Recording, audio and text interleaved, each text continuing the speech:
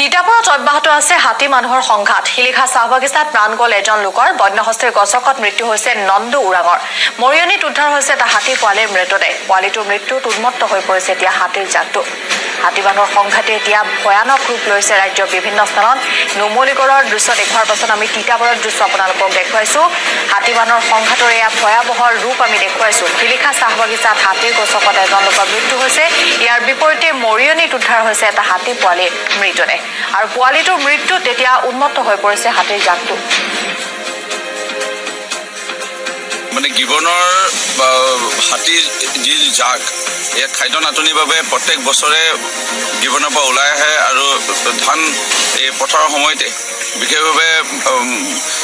খাদ্যৰ অভাৱতে তেওঁলোকে মানুহৰ জনবসতি অঞ্চলসমূহলৈ যায় আৰু প্ৰত্যেক বছৰে 5-6জন মানুহ এই গিবনৰ হাতীয়ে মাৰি আহিছে এই কথাটো